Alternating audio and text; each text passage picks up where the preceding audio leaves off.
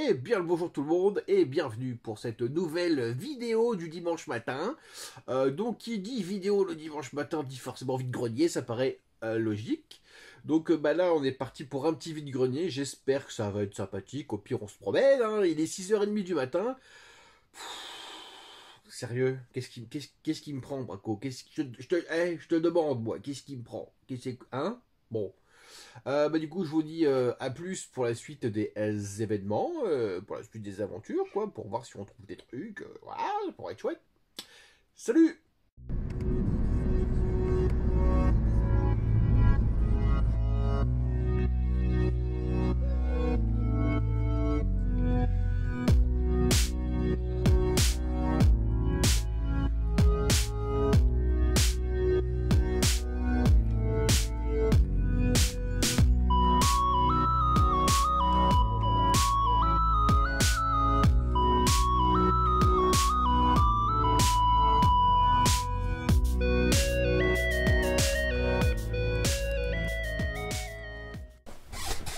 Et nous revoilà, du coup, de retour pour le débrief de ce petit vide-grenier. Donc, comme vous aurez pu voir, je n'ai pas filmé beaucoup parce que je n'ai toujours pas ce réflexe dès que je vois un truc qui me plaît, de sortir le téléphone et de filmer. Parce que dès que je vois un truc qui me plaît, je fonce, quoi, voilà. Donc, je pense pas encore au téléphone, donc je prends des petits plans larges de ce qui se passe. Mais voilà, peut-être qu'un jour j'y arriverai, quoi. Sait-on jamais, peut-être. Voilà, bref. Donc je vais vous montrer ce que j'ai trouvé dans ce vide-grenier. Bon voilà, c'est pas foufou. J'ai quand même trouvé du vinyle qui me fait plaisir, un groupe qui me fait plaisir, vous allez voir ça. Et des bricoles, quoi. Des bricoles. Bref, commençons par les plus petites bricoles. Ce sont des petites cartes postales. Hop là, des petites cartes postales de Tintin et du Capitaine Haddock. J'ai un amour démesuré pour Tintin. J'adore Tintin parce que j'ai grandi avec Tintin. Je connais par cœur tous les épisodes. J'ai lu tous les livres, enfin tous les bouquins, toutes les BD. Je kiffe absolument Tintin. Et voilà, donc dès que je peux trouver des petits trucs Tintin à pas trop cher, et je me lance parce que j'aime bien, voilà. Et en plus elles sont pas trop mal, voyez-vous là le petit Tintin avec Milou, là le Capitaine Haddock qui se casse la gueule, sûrement avec une connerie, avec un petit train laissé de Abdallah, hein, celui qui fait plein de conneries. Donc à l'arrière, petit, comment je peux dire ça, un petit tampon quoi, pour dire d'où ça vient, Tintin. Est-ce qu'on peut savoir d'où ça vient ça? Les éditions Atlas. Peut-être une collection qui avait, je sais pas trop, enfin bref, des petites cartes postales Tintin que je n'enverrai bien sûr jamais, forcément, ou peut-être à moi-même, je sais pas. Bref, cool. Hop, ensuite on va passer à des petits 45 tours de générique de séries et de dessins animés. J'en ai deux. Alors on va commencer par une série que je ne connais pas. Ça s'appelle Bomber X. Je ne connais pas du tout Bomber X, mais la jaquette est vraiment super belle. Je trouve personnellement, sommes-nous d'accord? Un petit peu, comment je peux dire ça? Ça fait un peu, je perds les mots, ça fait un peu les méchants dans les Power Rangers, vous savez, avec Rita et compagnie, là, tous les méchants. Pardon. Donc voilà, j'ai beaucoup aimé, mais je ne connais pas cette série. Il faudrait que j'aille regarder le générique. Ou voilà. Bref. Ensuite, vous avez Black Star, donc Black Star, série connue avec ce méchant que j'ai en jouet. Je trouve les dragons d'une classe infinie. Donc je regardais pas quand j'étais gosse, c'est peut-être un peu trop vieux pour moi. Peut-être les années 80, parce qu'il y a une date qui traînasse là-dessus. 85, effectivement, 85, c'est un poil vieux pour moi. Je pense que moi je commençais à regarder les dessins animés en 92-93, je pense, parce que je suis en 89. Donc le temps de comprendre qu'on puisse regarder les dessins animés, on attend 2-3 ans, je pense. Donc voilà, Black Star, c'est chouettos. La jaquette est super cool. Super cool, donc voilà, je suis content.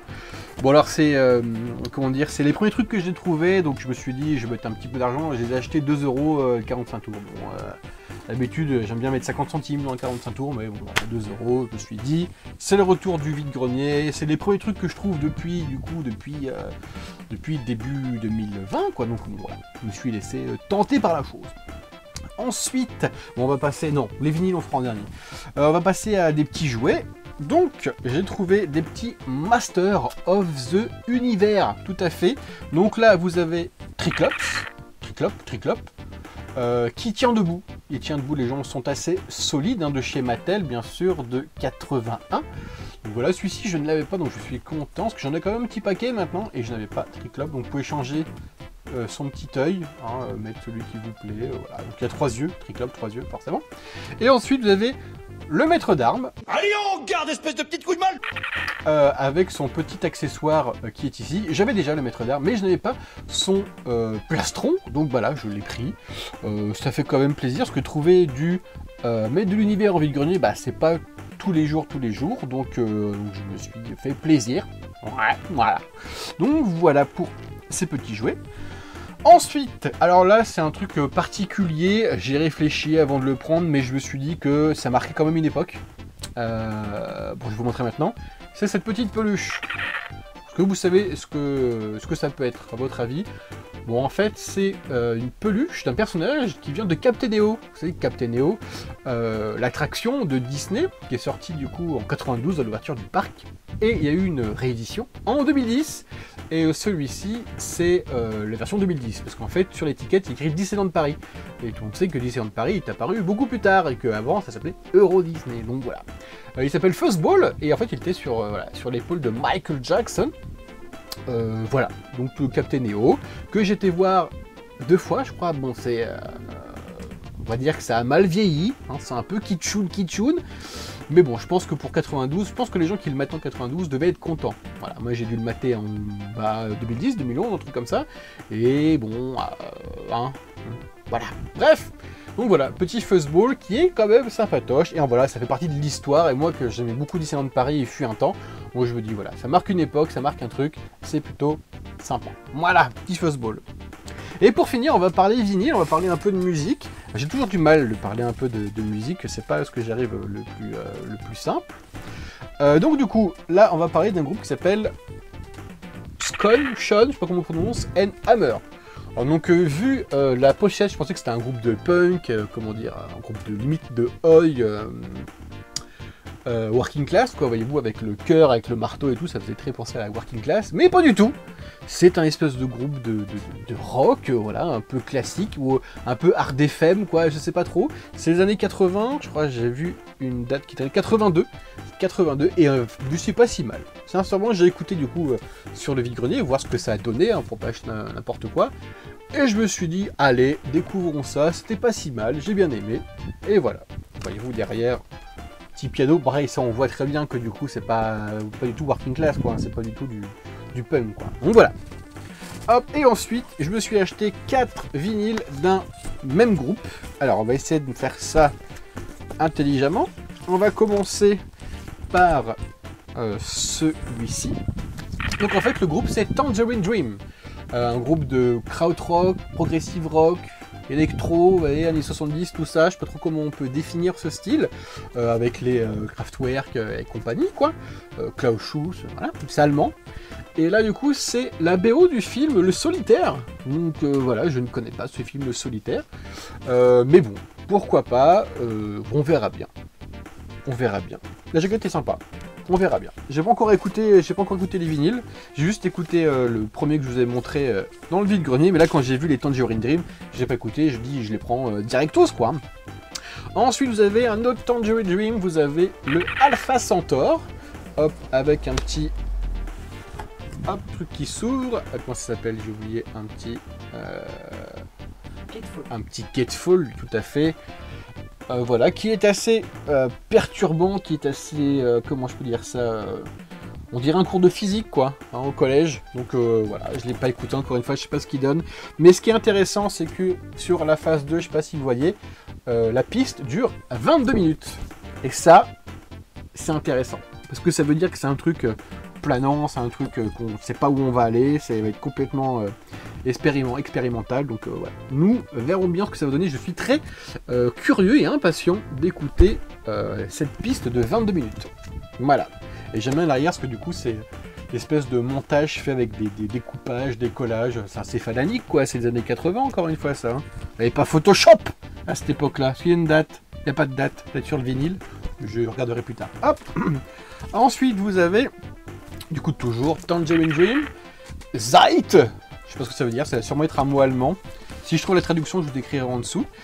Du coup, là, c'était un double album, quoi. Toujours avec un petit gatefold, voyez-vous, qui est sympa, toujours avec des montages de montagnes, de trucs. Enfin, c'est assez chelou, hein, Tangerine Dream. Hein. Comme je vous dis, du krautrock électro allemand. Ça part un peu dans tous les sens, mais c'est vraiment sympatoche. Hein. J'aime beaucoup, avec des pistes de... Ah là, pareil, des pistes de 20 minutes, 18 minutes, 20 minutes. En fait, chaque face, c'est une piste. Je pense qu'on va planer, à mon avis. Ça va être chouette. Je suis vraiment pressé, ça aussi. C'est vraiment cool. Hop. Et ensuite, le truc qui me fait encore plus plaisir, c'est toujours Tangerine Dream, mais c'est un live. Et moi, je kiffe les lives. Je suis très live. J'aime beaucoup. Il y a vraiment une ambiance particulière quand on écoute un live d'un groupe. Et là, c'est un live de Tangerine Dream. Tangerine Dream.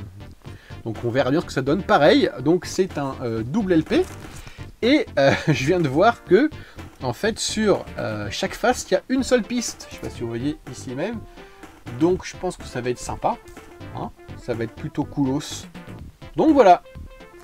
Mes petites trouvailles de ce vide-grenier. Mais ce n'est pas fini.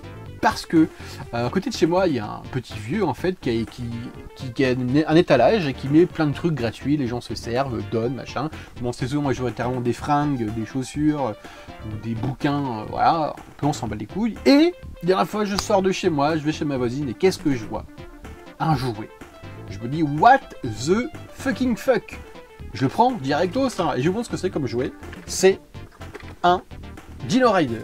Le T-Rex des Dino Rider de chez Tyco, des années 80, fin 80 je pense, milieu 80, je sais plus trop. Donc voilà, le Dino Rider, le Tyrannosaure, ça tue sa mère. Je vous ai déjà montré que j'en avais trouvé en vide-grenier, vous vous souvenez, je l'avais filé à Kevin, parce que moi je ne collectionne pas le Dino Rider. Et bah cette fois je vais le garder, hein. Je vais le garder avec ses petites roulettes. Bon, il n'y a plus les, comment je peux dire ça, la gomme hein, sur les petites roulettes, mais bon, c'est pas bien grave.